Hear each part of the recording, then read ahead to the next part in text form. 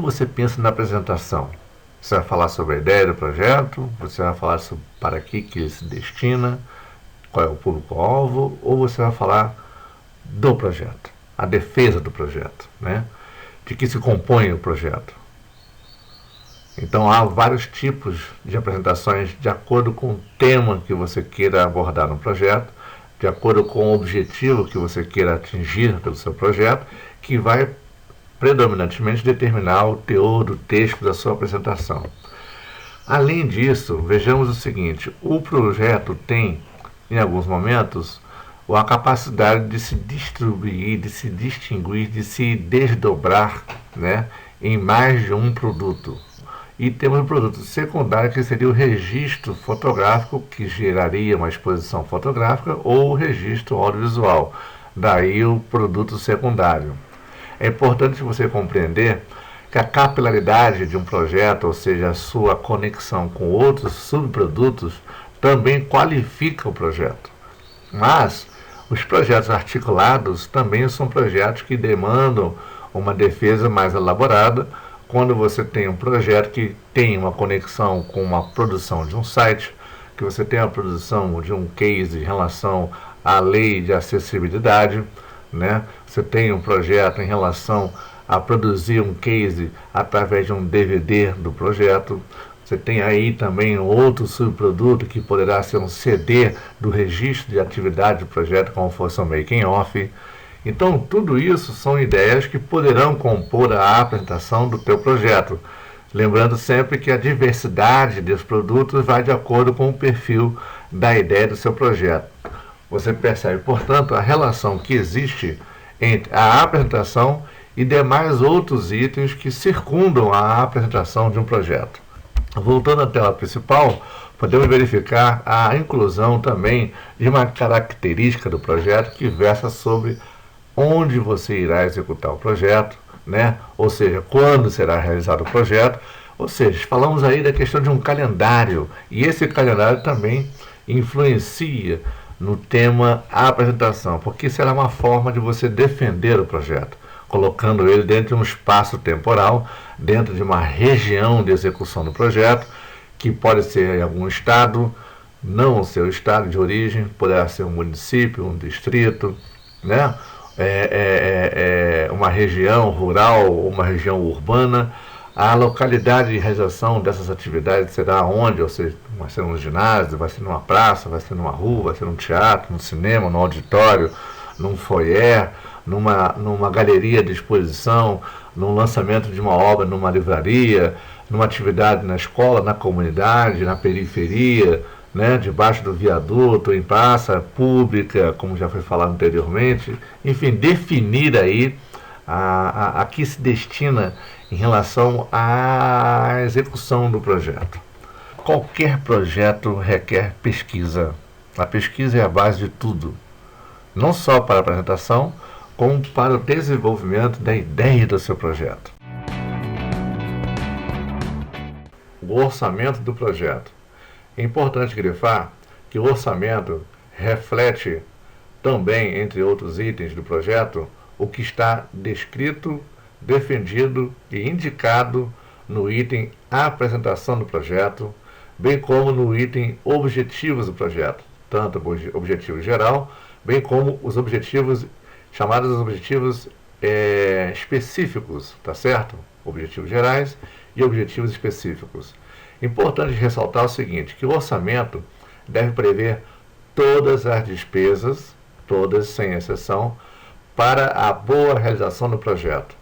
Importante grifar também que, de acordo com o tipo de enquadramento que você irá dar ao seu projeto, como, por exemplo, lei de incentivo, você deverá observar as características da lei de incentivo para determinar que tipo de orçamento você irá realizar para o seu projeto, uma vez que certos tipos de despesas não são contempladas em determinados tipos de editais ou ainda em leis de incentivos fiscais para a cultura, para o esporte, para a educação, para o terceiro setor.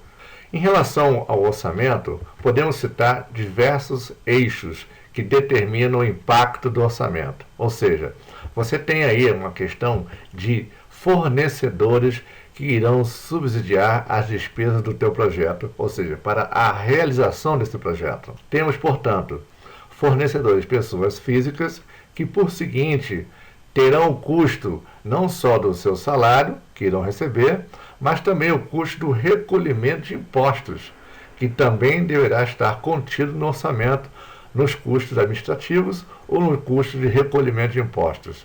Veja, o orçamento, portanto, voltar aqui nesse slide que é bastante informativo e bastante esclarecedor, eu queria que vocês percebessem que aquilo que eu coloquei como principal eixo ou principais eixos não se encerram somente nestes, ou seja, existem diversos outros insumos orçamentários que comporão o seu projeto. Vai de acordo com o tipo de projeto, com a característica dele. E vejam, um item que também determina o impacto orçamentário é o cronograma. Falamos isso na outra videoaula, ou seja, quanto maior o tempo de produção, maior o orçamento. Maior a atenção nas especificidades que você tem que montar no teu orçamento para que você possa fazer um projeto de forma segura, qualificada e profissionalmente adequada àquilo que você defendeu anteriormente na apresentação e nos objetivos.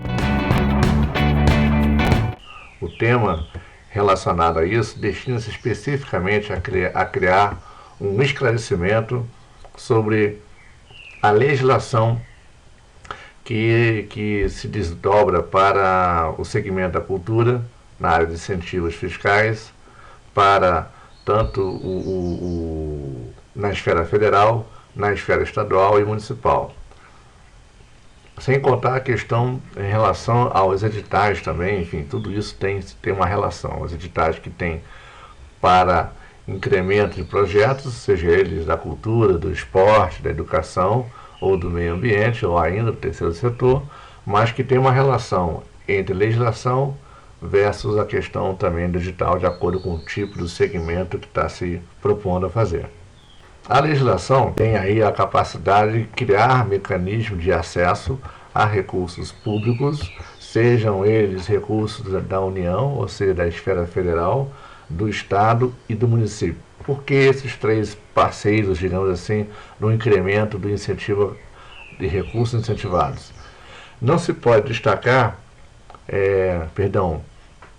excluir do processo a questão também dos recursos de fomento direto, que também determinam conhecimento de legislação. Tá?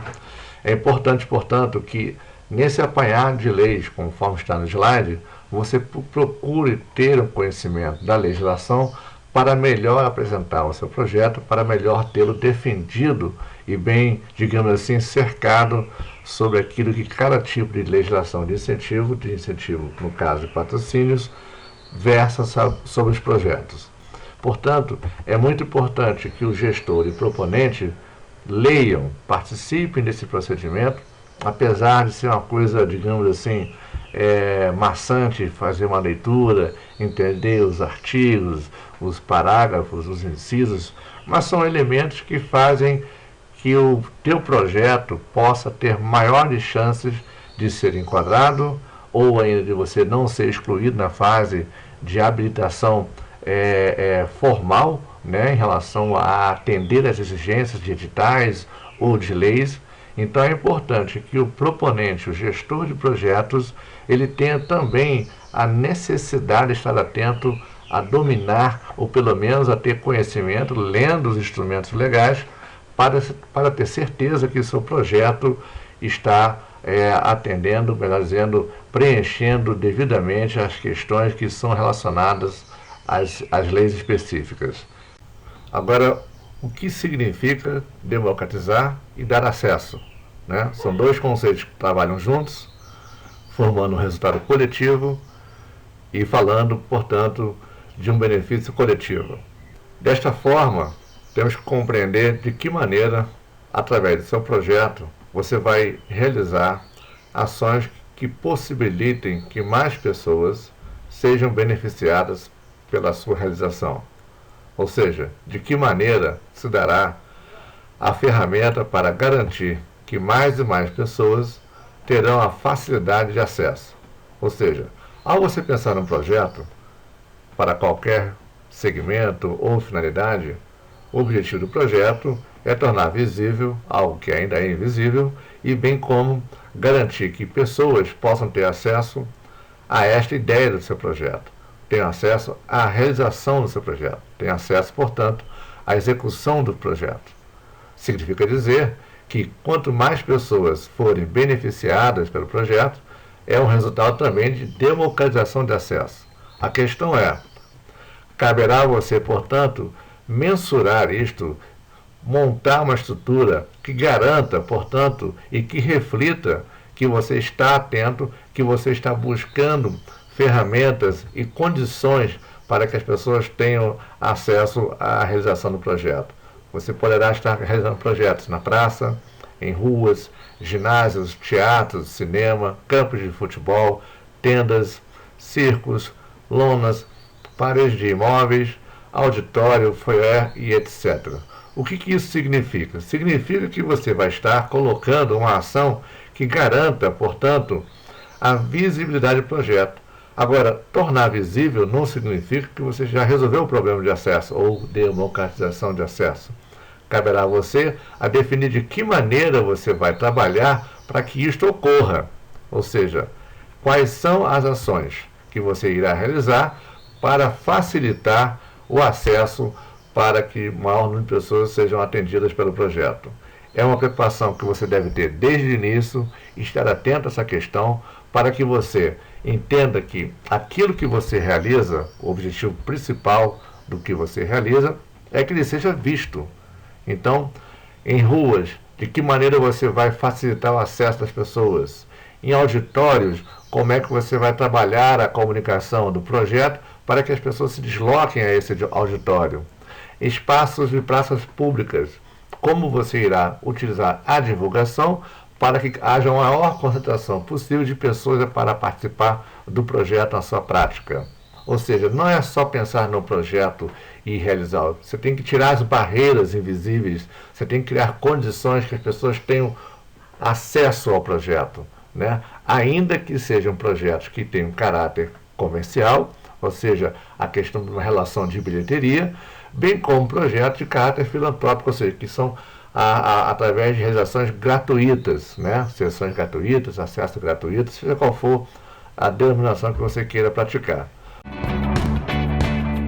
O cronograma, ele versa sobre uma previsão, isso é muito importante citar, o cronograma sempre é uma previsão, onde você aponta período de realização, distribuído em 3 ou 4 fases distintas, e que nós podemos, então, nomear como pré-produção, a produção, a pós-produção e a desprodução, que, inclusive, a desprodução, ela tem um tempo e tem um custo. Importante relacionar essas 4 etapas para entender a complexidade e a abrangência que isso impacta no orçamento do projeto. Não só impacta no orçamento, como impacta também na gestão do trabalho, na gestão de equipe, na gestão de demandas que são geradoras de funções para a realização do projeto. Como você monta o cronograma de produção do seu projeto? Você tem que prever todas as etapas para cada etapa. Você tem a pré-produção, que é uma preparação da produção, ou seja, prepara-se todas as atividades que serão realizadas na etapa de produção. Da mesma forma, a produção ela é a execução daquilo que foi preparado anteriormente na fase da pré-produção. A pós-produção, ela depende muito do perfil do projeto. É importante salientar que a previsão do cronograma envolve dias, semanas, quinzenas, meses, de tal forma a você ter um espelho exato da execução do seu projeto. E isso tem um impacto orçamentário, ou seja, quanto maior a delonga de execução, mais gastos haverá. Isso se deságua, portanto, também na etapa de produção, que é a execução, na etapa de pós-produção e também na etapa de desprodução. Mas o cronograma impacta no orçamento porque ele determina a temporalidade de execução do projeto. Ou seja, se você tem funções que recebem diárias, que recebem cachês semanais, quinzenais, evidentemente que quanto maior o cronograma de execução do projeto, maior a despesa será do seu orçamento. É importante você verificar de que maneira você vai relacionar o orçamento com o cronograma e o cronograma com o orçamento.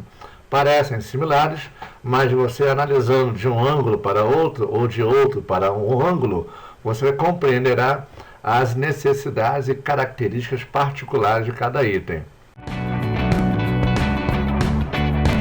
De que forma o teu projeto vai se comunicar com portadores de algum tipo de deficiência?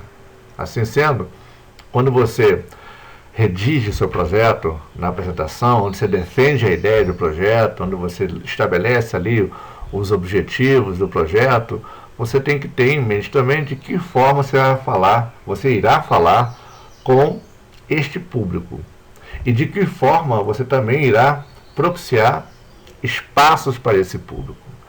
E não por último, também de que forma você irá colocar o projeto para ter uma interação também com esse tipo de público.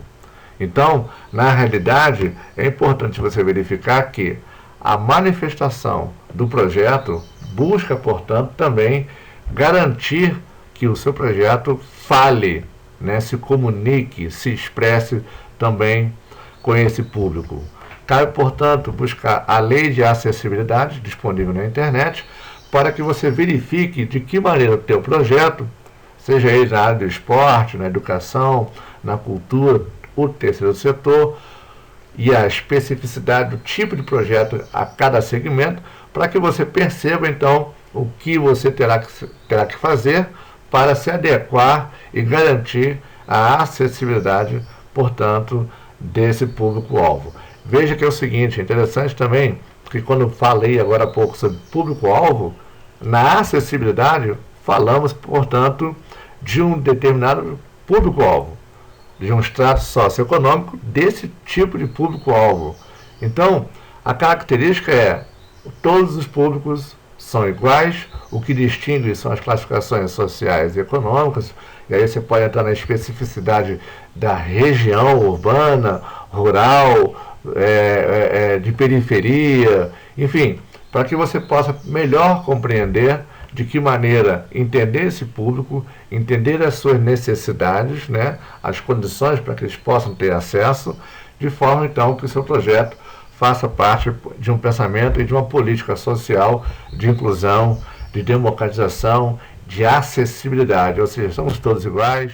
O público-alvo ele também define outras informações, carrega consigo informações relevantes, necessárias para uma melhor compreensão do perfil do projeto e principalmente a definição do tipo de público no que diz respeito ao seu perfil social, ao seu perfil econômico, o perfil crítico-cultural, o perfil da atividade fim daquele público beneficiado pelo projeto, ou seja, a soma desses elementos com outros elementos que iremos discutir adiante, podem garantir uma compreensão melhor da sua ideia. Então, em relação ao público-alvo, temos inicialmente o público direto e temos também o público indireto.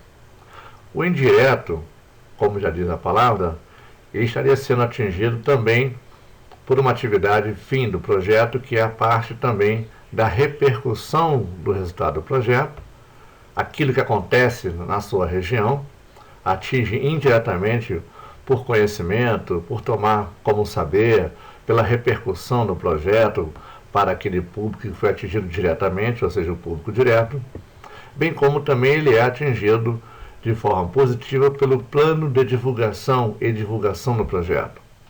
O que significa também definir que dentro deste público nós temos uma classificação por setor. Podemos definir o público social, o perfil da faixa social desse público, tanto ele direto como indireto. Reparem que há uma série de especificidades que são interessantes de serem estudadas e pesquisadas e, digamos assim, aprofundadas na sua informação, porque a riqueza da informação tem um impacto bastante relevante e que qualifica o perfil do projeto. Então, as informações, quando dadas de forma clara, com profundidade, isso cria uma maior aderência de interesse do projeto para aquelas pessoas que estão lendo o seu projeto. Nós temos, portanto, também a questão da classe econômica, que é também uma coisa que define o perfil do público-alvo de acordo com o perfil do seu projeto, né? Então, você definindo a ideia, a apresentação, objetivo, público-alvo, você também está definindo a classe econômica e também a faixa social que será beneficiada pelo projeto. Vocês repararem a conexão que existe em quase todos os elementos que compõem um projeto. Seja ele da educação, projeto para o terceiro setor, projeto para o esporte, projeto para a cultura e afins. É importante a concepção de que esses itens se relacionam, se correlacionam e têm conjuntamente um impacto positivo para a análise do projeto. Um outro elemento que também define é a questão da região, ou seja, aonde e onde será realizado e executado o trabalho do teu projeto. Isso também define perfil do público social, porque temos o público que chamamos urbano, temos o público chamado também de periferia, temos o público definido também da zona rural.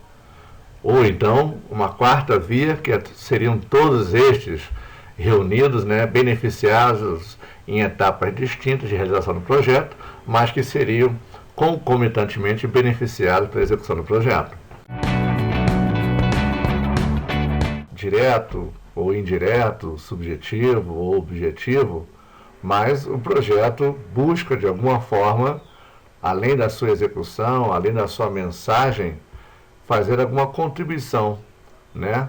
Dependendo do escopo do projeto, o perfil, o conteúdo social, educativo, ambiental, cultural do projeto, o projeto por si só, quando realizado em determinadas regiões, ou bairros, ou distritos, periferia, zona rural, zona urbana, ainda que em espaços abertos ou mesmo fechados, busca, portanto, deixar alguma mensagem, alguma contribuição, alguma benfeitoria.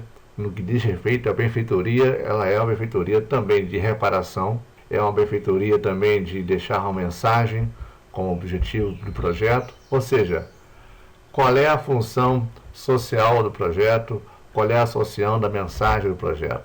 Ele é um ajuste, na realidade, o que ele poderia estar propiciando para aquela comunidade, para aquele bairro, para aqueles beneficiados.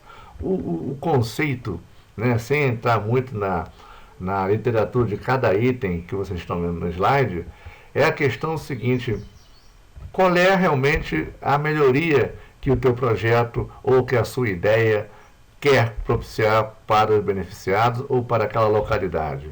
Eu acho que a ação, a interferência sua, através da arte, através da educação, do esporte ou do meio ambiente, seja qual for a área, tem uma finalidade. Não é uma finalidade tão somente de entreter, de gerar o bom humor, a alegria, um momento de lazer em família. Tudo isso sabemos os resultados que tem a grande maioria dos projetos. Então, é uma coisa que não se fala muito diretamente. Acho que quando você vai defender a apresentação do projeto, você também deva tornar visível aquilo que se sugere como correção, como contribuição, a melhora que vai propiciar, né, os degraus de arranque para melhorar alguma situação do bairro, da comunidade ou das pessoas. Enfim, de que maneira você vai contribuir com o seu projeto para melhorar uma condição. Melhorar, ou qualificar, ou somar, ou realmente, inclusive, colocar uma melhora onde não há nenhuma expectativa de melhora. É importante que tenha-se essa percepção de que qual é a melhora que o teu projeto vai propiciar, ou vai exercer, ou vai interferir para o bem coletivo no que diz respeito à sua realização. O objetivo, portanto, é estimular que você pense em ferramentas que possam garantir um arranque de informações, como consta no slide. Ou seja, você poderá criar várias ferramentas. Existem alguns formulários padrões na internet disponíveis, você pode baixar, campos de perguntas, perguntas padrões, enfim. Mas é importante você ter essa meta, esse objetivo, para que você consiga, inclusive, fazer aperfeiçoamentos no projeto em próximas edições. Eu acho que o feedback, o retorno que o beneficiário dá a quem realiza o projeto, buscar esse resultado, essa informação vívida, praticamente logo após a realização do projeto, é muito interessante porque também dá um retorno de verificação da sua própria atividade na execução do projeto e também servirá para balizar, inclusive, a qualidade na escolha da empresa em patrocinar o projeto. Então, isso também se torna uma ferramenta estratégica de marketing, uma ferramenta institucional que visa, portanto, a dar aí um referencial. Então, ouvir pessoas que recebem o projeto contribui bastante para que você possa aperfeiçoá-lo nas edições futuras. E não só aperfeiçoar o projeto, mas também aperfeiçoar a si mesmo, né? No sentido de que verificar falhas, verificar brechas, espaços, de tal forma que você possa melhorar a sua performance no projeto, como profissional, né, como empreendedor do projeto, como gestor do projeto, enfim, como ator, no sentido mais amplo da palavra, dentro da execução da sua atividade ao qual você está vinculado pelo projeto. Para cada segmento da cultura, da educação, do esporte, ou seja, as atividades do esporte, projetos da área do terceiro setor, caberá, portanto, a escolha de um método de trabalho. É interessante observar que boa parte dos métodos são usados em quase todos os projetos. Mas, dada a especificidade de cada tipo de projeto, evidentemente que você acaba imprimindo uma metodologia particular, distinta e pontual de gestão e na execução do projeto que você está realizando. Significa dizer também que a metodologia impacta também da forma como você vai lidar com o beneficiado do projeto, ou melhor, os beneficiados, né? Importante falar de os beneficiados, que também diz respeito ao impacto que você trará como retorno institucional para o seu patrocinador, seja ele um ente público ou um ente privado. A metodologia que você definirá adequadamente a execução do projeto tem também uma contribuição na qualidade da gestão do projeto. Então, na realidade, você tem que entender, não, fiz um, farei igual para o outro. Nem sempre a receita de um servirá para o outro, ainda que haja semelhança, proximidade, áreas afins. Mas é importante você entender a distinção da gestão de um projeto que lhe dará, por acúmulo de experiência, a expertise, o domínio, o conhecimento e, principalmente, a percepção que você tem que estar atento a incorporar novos conhecimentos, novos métodos para a execução do projeto em áreas e setores diferentes dos anteriores. Então, não entenda como metodologia um método que deva ser usado para realizar qualquer projeto. Cada projeto tem uma particularidade, uma especificidade, tem pessoas diferentes, corpos técnicos diferentes e gestores diferentes. Então, você tem uma relação cronograma com orçamento, você tem uma relação aí concreta, você tem uma relação de justificativa com público-alvo, você tem uma relação de localidade de execução do projeto com impacto ambiental. Então, você verifica que as coisas estão relacionadas. Existe uma coerência entre elas, existe uma coesão entre elas. Então, o que ocorre muito é que quando você vai escrever, ou quando escrevem projetos, fica uma coisa um pouco solta, vaga, difusa, em que de repente o objetivo não casa muito bem com a parte da apresentação do projeto. Então, é aquele mesmo princípio quando você faz uma dissertação, um texto. Você tem a introdução, o desenvolvimento e a conclusão. Há uma linha narrativa, há uma sequência lógica, há uma coerência no texto. Da mesma forma que você terá que ter essa coerência em relação à defesa e à apresentação de um projeto. Há que haver a relação entre todos esses itens. Porque os itens, por si só, não caminham sozinhos. Eles precisam da complementação para que, portanto, crie-se o escopo de um projeto completo. Os elementos são elementos da seguinte natureza. Eles, digamos assim, eles comprovam a conexão entre os outros itens, tornando, portanto, um projeto linear, né? Um projeto que há uma coerência, que há um entendimento global do projeto. Portanto, a relação entre os elementos do projeto é uma revisão, digamos assim, ao fim da constituição do projeto, para que você verifique de fato se as coisas, ou seja, se as informações estão adequadas, perfiladas e têm aderência, existe capilaridade informativa para que o projeto seja entendido de forma concreta, exata. Perfeito? Isso é muito importante, porque isso qualifica não só a questão do seu projeto, mas qualifica também a compreensão de quem lê o projeto.